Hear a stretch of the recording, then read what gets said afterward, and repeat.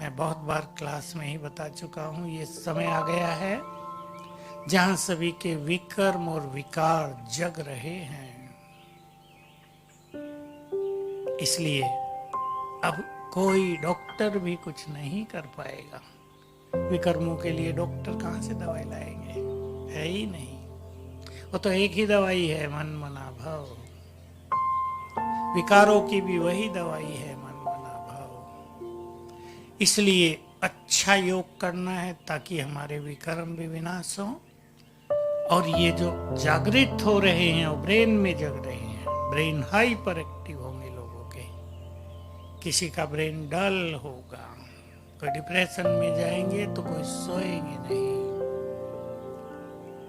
तो अपने को चारों ओर के बुरे वाइब्रेशन से भी बचाना है।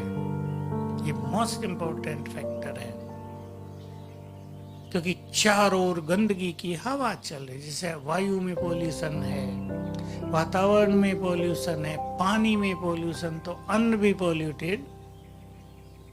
अब ये विकारों का पोल्यूशन बहुत बढ़ गया चारों। इसकी हवा मनुष्य को तंग कर देगी।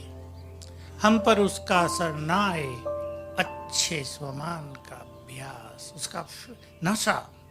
ये नहीं केवल रटते रहेंगे मैं एक महान आत्मा हूं, उस नशे में स्थित होना। ऐसे 5-7 स्वमान अपने लिए चुन लेने चाहिए और उसका अभ्यास करेंगे तो हमारे चारों ओर पावरफुल प्रभामंडल बन जाएगा, ओरा।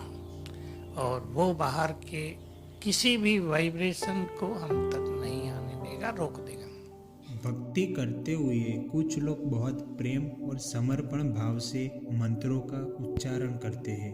हालांकि उन मंत्रों का रहस्य या उनका अर्थ किसी को भी पता नहीं होता, लेकिन फिर भी सुनने वाले के रोमांच, उनके रोंगटे खड़े हो जाते हैं। ऐसा होता क्यों है? क्योंकि उस मंत्र के रहस्य में जो शब्द उच्चारण होते हैं उनमें बहुत सकारात्मक और पवित्र ऊर्जा होती है। उनमें देवी देवताओं के दिव्य गुणों का वर्णन समाहित होता है, जिनको सुनकर सामने वाले की स्वयं की दिव्यता जागृत होने लगती है। इसी वजह से हम कह सकते हैं कि गुणों की ऊर्जा से युक्त शब्द हमारे अंदर की व्यर्थता और नकारात्मक का विनाश करते हैं। इसलिए सदैव गुणयुक्त और ज्ञानयुक्त शब्द ही अपने मुख से बोले।